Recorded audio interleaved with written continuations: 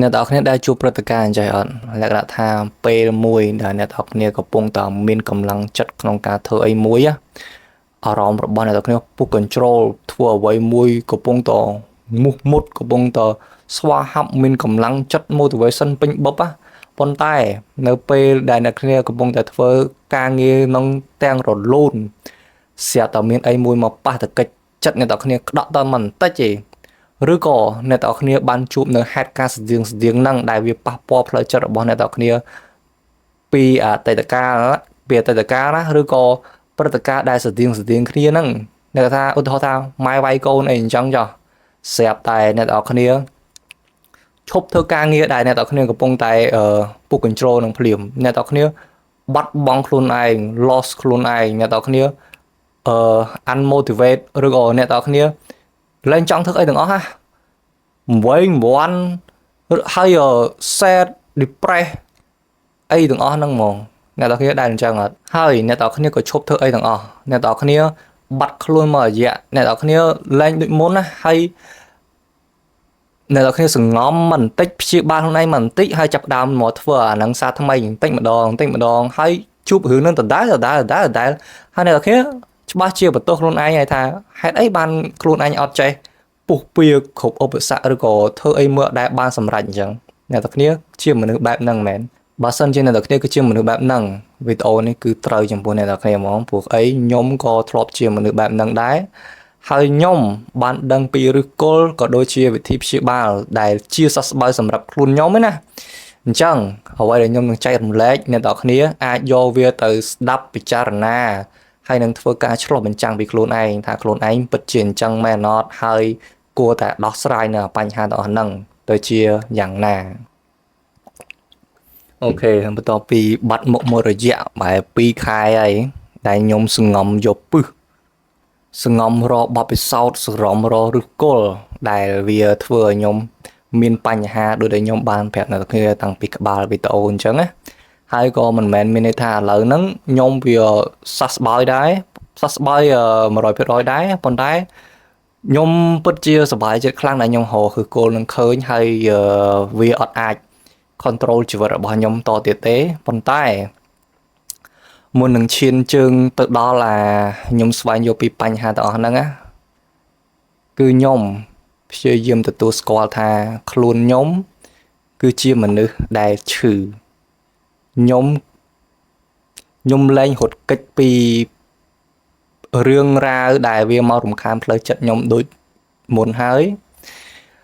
ខ្ញុំព្រមបើកចិត្តទទួលយកអ្វីដែលវាកើតឡើងពីអតីតកាលហើយដូចខ្ញុំបាននិយាយគឺខ្ញុំទទួលស្គាល់ថាខ្ញុំគឺជាមនុស្សដែលឈឺខ្ញុំត្រូវការព្យាបាល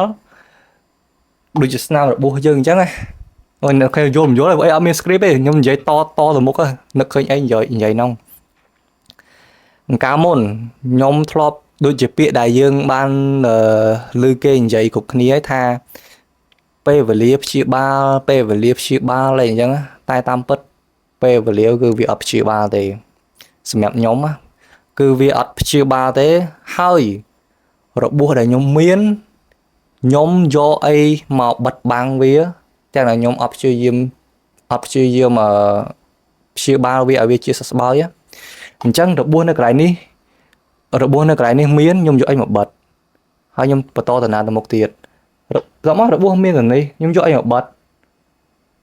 ពីមួយឆ្នាំទៅមួយឆ្នាំពីមួយខែទៅមួយខែគឺវាពេលដែលខ្ញុំកលេចមកមើលខ្លួនខ្ញុំវិញរបួសឡើងស្ទើរតែពេញខ្លួនអញ្ចឹងហើយនៅពេលណាដែលខ្ញុំបាក់អីម្ដងគឺខ្ញុំពិបាកនឹងងើបមកវិញមែនតើដល់សារតែពេលបាក់ទៅរបួសនេះក៏ឈឺវាឈឺពេញខ្លួនហ្មងហើយអ្វីដែលជួយខ្ញុំហ្នឹងគឺដំបូងខ្ញុំព្យាយាមទទួលស្គាល់ថាអូខ្លួនឯងពិតជាឈឺមែនឈឺតាណាខ្លះឬគល់វាកន្លែងណាឈឺដៃឈឺជើងឈឺស្មាទទួលស្គាល់ថាខ្លួនយើងវាមានរបួសប្រមាណវាមានរបួសកន្លែងណាខ្លះហើយបន្ទាប់មកចាំយើងទទួលដឹងថាយើងមានរបួស10កន្លែងហើយចាំយើងរកគល់វាអាហ្នឹងមកពីអីយើងដួល ម៉ែវាយគេធ្វើបាបគ្រូធ្វើបាបអ្នកចិត្តខាងធ្វើបាបឬក៏ឆ្កែខំឬក៏អីចឹងយើងទទួលស្គាល់ថាហ្នឹងមកពីអីហើយយើងរកហឺគល់វារកហឺគល់វាចៃអញ្ចឹងយើងដាក់ថ្នាំព្យាបាលវាទៅទទួលស្គាល់ទៅថាហ្នឹងវាមកពីអញ្ចឹងយើងអាចទៅកែអីវាបានទេហើយអំឡុងពេលទទួលស្គាល់ហ្នឹងដល់ដល់គ្នាវាពិតជាឈឺចាប់មែនតើណាដូចយើងមកថានេះកំពុងរបួសដែលកើតឡើងហើយយើងយកឲ្យមកបិទបាំងណាយើងយកឲ្យមកបិទបាំងទៅយើងអត់ដឹងថាយើងភ្លេចទេថាយើងមានអាហ្នឹងស្រាប់តែពេលយើងព្យាបាលហ្នឹងគឺយើងបកចេញហ្មងបកចេញហែកមើលរបួសយើងនេះហើយយើងហែកមើលរបួសយើងទៅវាដូចយើងបើកអារបួសមើលឡើងវិញហើយអារបួសហ្នឹងវាកំពុងតែឈឺខ្ទោកគឺវាអញ្ចឹងគឺយើងព្យាយើងបើកវាមើលហើយព្យាបាលវាតាមហ្នឹងហើយខ្ញុំព្យាបាលខ្ញុំសប្បាយចិត្តដែលខ្ញុំព្យាបាលខ្លួនឯងមិនខ្ញុំព្យាបាលខ្លួនឯងឲ្យជាខ្ញុំរកជំនួយពី therapy ពីការស្វែងយល់ពីខ្លួនឯងការរកឬគល់ពីឪពុកម្ដាយការទទួលស្គាល់ការពិតនឹងរឿងអីជាច្រើនទៀតនិយាយទៅអានឹងវាជាផ្នែកមួយនៃការព្យាបាលហ្នឹងហើយខ្ញុំសប្បាយចិត្តដែលខ្ញុំដើរមកដល់ចំណុចហ្នឹងហើយឥឡូវកាត់មកដល់កន្លែងនេះដល់ថ្ងៃនេះគឺខ្ញុំចង់ប្រាប់អ្នកគេថាខ្ញុំត្រឡប់មកវិញហើយជាមួយនឹងស្នាមរបួសដែលវាមានច្រើនឆ្នាំហើយខ្ញុំនឹងលើកយករឿងទាំងអស់ហ្នឹងមកប្រាប់អ្នកនរគ្នានៅវីដេអូបន្តទៀតដែលវាមិនមែនជាចេតនាក្នុងការហែកគេខ្លួនឯងទេមិនមែនជាចេតនាក្នុងវាយប្រហារអ្នកណាអ្នកណីទេប៉ុន្តែវាគឺជាមេរៀនដ៏មានតម្លៃមួយដែលខ្ញុំចង់យកវាមកចែករំលែកដើម្បីឲ្យអ្នកទាំងគ្នាយកវាទៅឆ្លោះបញ្ចាំងពីខ្លួនឯងយកហើយខ្ញុំសង្ឃឹមថារឿងរ៉ាវដែលខ្ញុំនឹងចែករំលែកបន្តហ្នឹងណាអ្នកទាំងគ្នាយកវាទៅគិតពិចារណាថាខ្លួនឯងគឺជាមនុស្សអញ្ចឹងមែនអត់ខ្លួនឯងឈឺមែនអត់ខ្លួនឯងតុកសិចមែនអត់ខ្លួនឯងចរិតយ៉ាប់ចឹងមែនអត់អន់ចឹងមែនអត់ហើយមានកន្លែងណាដែលយើងត្រូវ improve ត្រូវអភិវឌ្ឍខ្លួនឯងមានកន្លែងណាដែលយើងធ្វើមិនល្អចំពោះអ្នកដទៃមានកន្លែងណាដែលអ្នកដទៃធ្វើមិនល្អចំពោះយើងហើយយើងត្រូវដោះលែងខ្លួនឯងហើយយើងត្រូវអីអញ្ចឹងតទៅមុខទៀតទៅហើយបើនិយាយពីបើសួរថាតើវាស័ក្តិសមនឹងតម្លៃអត់តើវាមានប្រយោជន៍អត់ក្នុងការដែលខ្ញុំត្រឡប់មកហែកមើលពីមុខរបួសខ្លួនឯងចង់ដឹងថាខ្លួនឯងឈឺអីខ្លះដើម្បីព្យាបាលនេះជាងយកអីមកក្របបិទបាំងវាហើយធ្វើដូចវាអត់មានអីកាត់ឡើងហ្នឹងណាតើមួយណាដែលល្អជាងសម្រាប់ខ្ញុំឥឡូវហ្នឹងណាតោះតែខ្ញុំរកឃើញហ្នឹងគឺខ្ញុំសប្បាយចិត្តដែលខ្ញុំជ្រើសរើសក្នុងការត្រឡប់មកព្យាបាលស្នាមរបួសរបស់ខ្ញុំវិញព្រោះអីព្រោះខ្ញុំបានបិទបាំងវាខ្ញុំបានធ្វើវិធីដែលខ្ញុំបានធ្វើហ្នឹងឈឺបិទទៅមុខខ្ញុំធ្វើអាហ្នឹង10ឆ្នាំហើយគឺវាគ្មានបានផលប្រយោជន៍អីទេគឺវាអត់បានផលសម្រាប់ខ្ញុំគឺវាធ្វើឲ្យខ្ញុំ repeat the same circle ហ្នឹងណាវាចង់ធ្វើអីមុតធ្វើអីពុះ control ធ្វើប៉ះអីមានអីប៉ះផ្លូវចិត្តបន្តិច shut down ហ្មង shut down លែងធ្វើអីទាំងអស់សងំក្នុងបន្ទប់វីដេអូក៏លែងថតបាយក៏លែងស៊ីទៅហាត់ប្រាណក៏លែងទៅអីក៏លែងទៅលែងធ្វើទាំងអស់ហ្មងណាហើយអាការនោះពេលកន្លងទៅហ្នឹងខ្ញុំតែងតែបន្ទោសខ្លួនឯងថាម៉េចមិនខ្ញុំជាមនុស្សអញ្ចឹងហើយហេតុអីបានខ្ញុំខ្ជិលម៉េចហេតុអីខ្ញុំ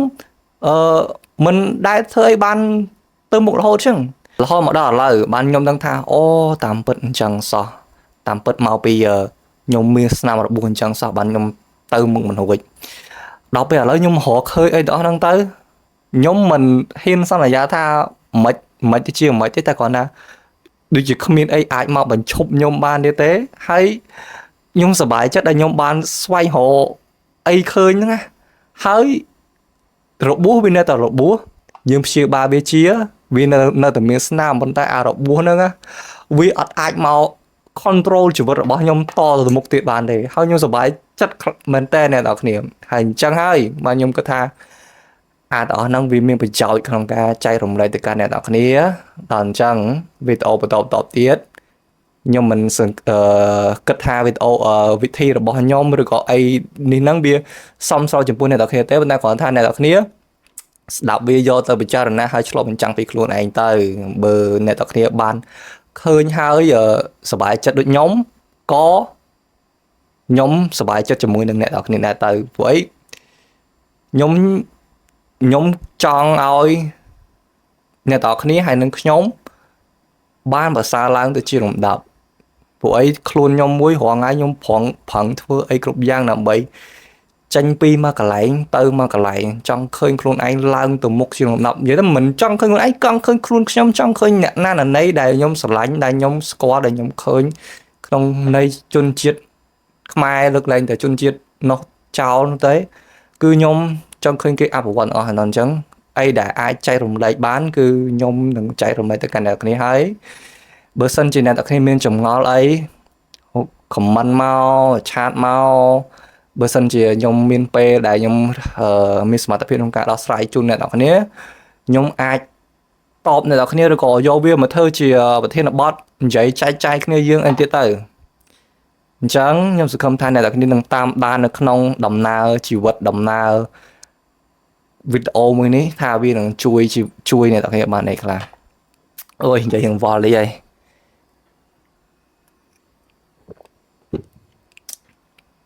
យ៉ាងវីដេអូមានតែប៉ុណ្្នឹងទេហើយកុំភ្លេចចុច share follow repost ដើម្បីកុំឲ្យបាត់នៅបាត់នៅវីដេអូ clip សាហាវដែលនឹងចេញក្នុងពេលបន្តិចទៀតអូអ្នកនរគ្នាបើសិនខ្ញុំនិយាយមែនណាបើសិនជាអ្នកដាក់វីដេអូដែលខ្ញុំព្យាយាមនិយាយទៅបើសិនជាតិចទៀតខ្ញុំធ្វើចិត្តចេញវីដេអូដែលវានិយាយពីប្រធានបទសាហាវហ្នឹងខ្ញុំមិនដឹងថាអ្នកទាំងគ្នានឹងអាណិតខ្ញុំប៉ុណ្ណាទេនិយាយមែនអញ្ចឹងជួបគ្នាក្នុងវីដេអូក្រោយបាយបាយ